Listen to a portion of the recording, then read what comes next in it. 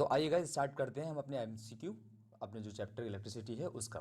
ठीक है, तो इसका जो पहला क्वेश्चन है, अपने इस पहले क्वेश्चन को पढ़ूं तो उससे पहले मैं आपको कुछ बातें बता दूं।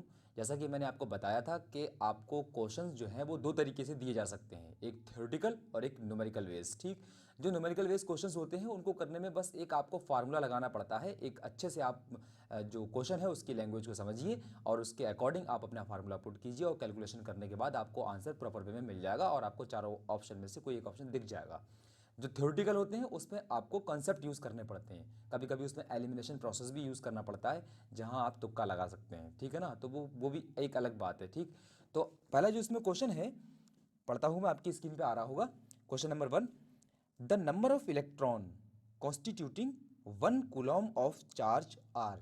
मतलब हमें इलेक्ट्रॉन का नंबर बताना है जो 1 कूलम चार्ज को बनाता है। ठीक, उसके लिए चार ऑप्शन है। Option number A 625 into 10⁻18, B 1.6 into 10⁻19, C 6.25 into 10⁻18 and D is 1।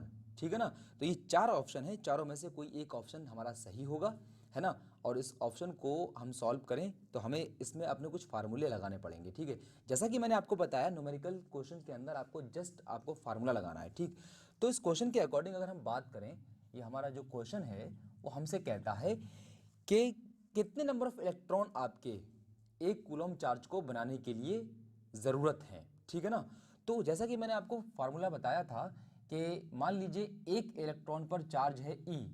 ठीक, तो n इलेक्ट्रॉन पर चार्ज कितना होगा, इज इक्वल टू क्यू। तो Q is equal to n e, है ना, जो कि इलेक्ट्रॉन के चार्ज का इंटीग्रल मल्टीपल होता है। ठीक है ना, तो अब ये वाला फार्मूला आप यहां अप्लाई कीजिए और अप्लाई करने के बाद में आप देखिए आपका आंसर क्या आता है।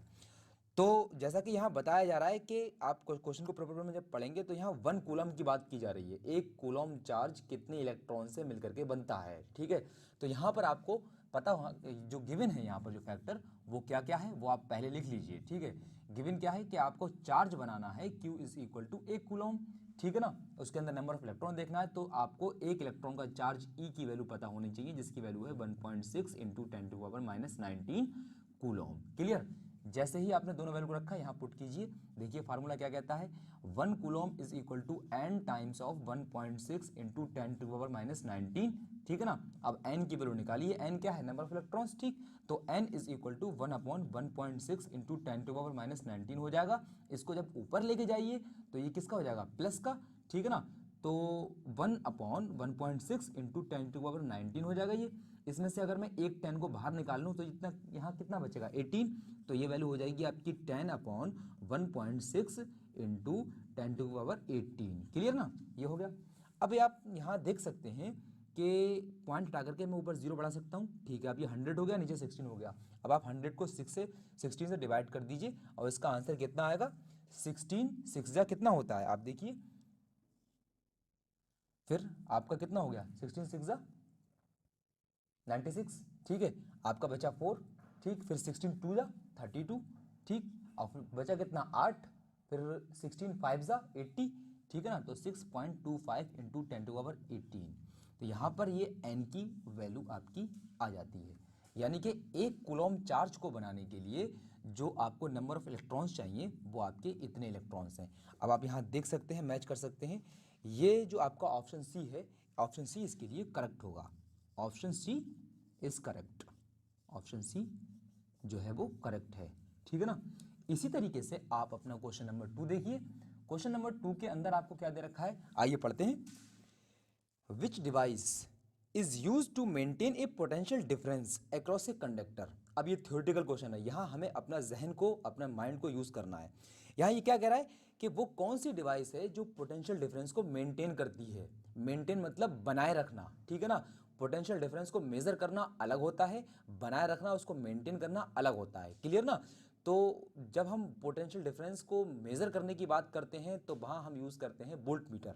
ठीक, और जब हम उसको कैलकुलेट करने की बात करते हैं और उसको जो है मेंटेन करने की बात करते हैं तो वहां हम यूज करते हैं बैटरी। ठीक है, तो इस क्वेश्चन के चार ऑप्शन है। Option number A voltmeter, option number B battery, option number C ammeter, option number D ohmmeter. ठीक है ना, तो अब इन चारों ऑप्शन पर जरा एक एक करके गौर करते हैं। ठीक है, जैसा कि इसमें ऑप्शन डी दे रखा है ओम मीटर, ये ओम मीटर हमसे क्या कहता है, ये ओम मीटर हमसे कहता है ये एक तरीके की डिवाइस है जो मटेरियल के रेजिस्टेंस को कैलकुलेट करता है, ठीक है ना।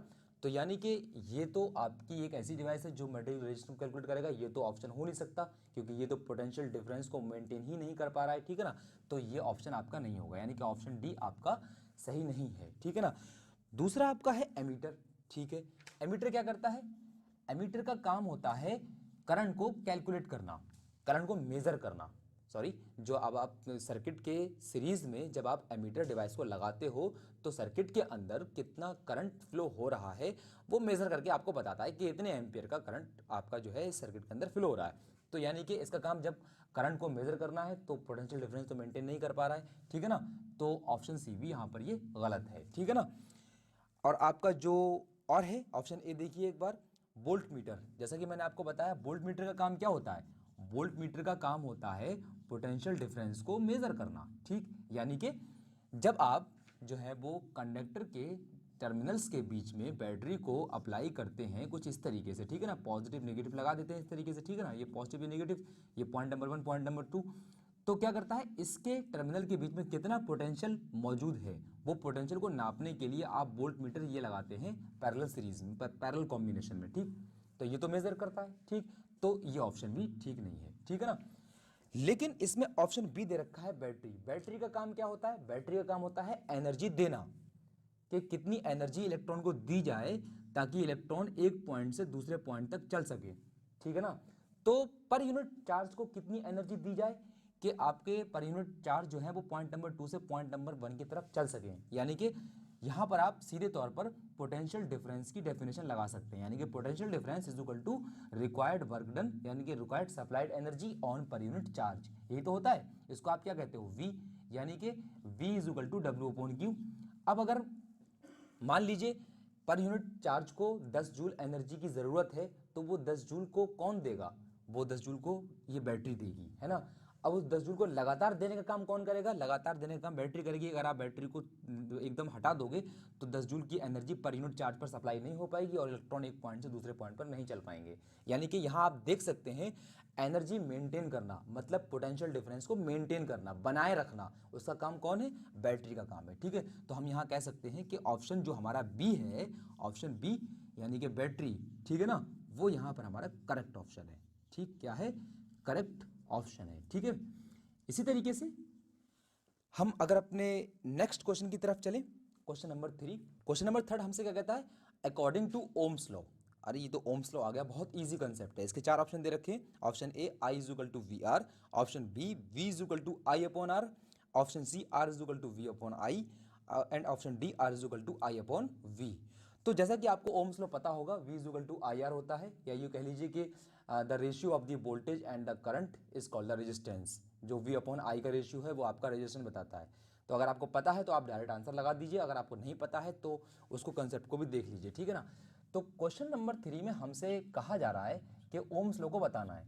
तो जैसा कि हमें पता है कि ये हमारा एक कंडक्टर होता है, ठीक है ना, इसके टर्मिनल्स के बीच में अगर हमने बैटरी को अप्लाई कर दिया, ठीक है ना, तो ये क्या करती है, ये बैटरी जैसे ही आप अप्लाई, जैसे ही कनेक्ट करेंगे कंडक्टर से, वैसे ही इसके टर्मिनल्स के बीच में पोटेंशियल डिफरेंस क्रिएट कर देती है। पोटेंशियल डिफरेंस क्रिएट करने का मतलब एक रिक्वायर्ड अमाउंट में एनर्जी इलेक्ट्रॉन को सप्लाई कराना, ठीक है ना। तो तभी तो इलेक्ट्रॉन आपके एक पॉइंट से दूसरे पॉइंट की तरफ चलेंगे, ठीक है ना। तो वही पोटेंशियल डिफरेंस का कंसेप्ट होता है, ठीक।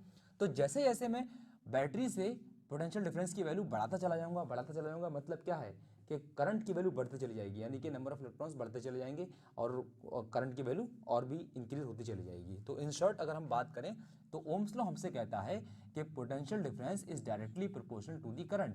जब आप इस प्रोपोर्शनल सिंबल हटाएंगे तो एक कांस्टेंट लगाएंगे, जो कांस्टेंट आपका क्या बताएगा, रेजिस्टेंस ऑफ मटेरियल। तो अगर आप आर की वैल्यू को निकालेंगे यहाँ से तो आर इज इक्वल टू हो जाएगा वी अपॉन आई, ठीक है ना। तो अब इस ऑप्शन को देखिए, इस क्वेश्चन के ऑप्शन में पहला ऑप्शन है I is equal to V into R, ठीक है ना। पहला ऑप्शन क्या है, I is equal to V into R, ठीक। ये तो कहीं से भी मैच नहीं करेगा क्योंकि V is equal to R I या R is equal to V upon I, ये तो मैच नहीं करेगा, ठीक है ना। बी ऑप्शन क्या कहता है इसका, V is equal to I upon R, ना ये मैच करेगा, ठीक, क्योंकि V into R equal to I हो जाएगा, जो कि ना इस ऑप्शन से मैच कर रहा है ना इससे मैच कर रहा है, ठीक है। आप इन दोनों को ध्यान रखिए, ठीक। इस तरीके से आप ऑप्शन सी को देखिए। ऑप्शन सी हमसे क्या कहता है, R is equal to V upon I, R is equal to V upon I, ठीक है ना।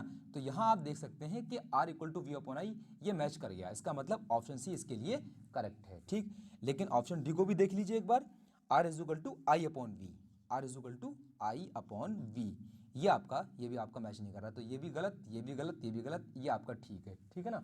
तो जब आपको कॉन्सेप्ट क्लियर होता है तो आप डायरेक्ट ही उसका आंसर देख के लगा सकते हैं, ठीक है ना।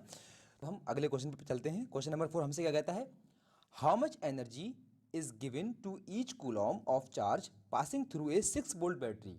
आपकी स्क्रीन पे ये क्वेश्चन आ रहा होगा, आप एक बार और पढ़िए, ध्यान से पढ़िए कि हमसे ये क्या कहने की कोशिश कर रहा है। How much energy is given to each coulomb of charge passing through a 6 volt battery, यानी कि हम अपने कूलॉम को अपने चार्ज को कितनी एनर्जी दें, और चार्ज की वैल्यू कितनी है 1 कूलॉम, जो कि 6 वोल्ट पोटेंशियल डिफरेंस के बीच चल सके, जो 6 वोल्ट पोटेंशियल डिफरेंस बैटरी ने उसको प्रोवाइड कराया है, क्लियर ना।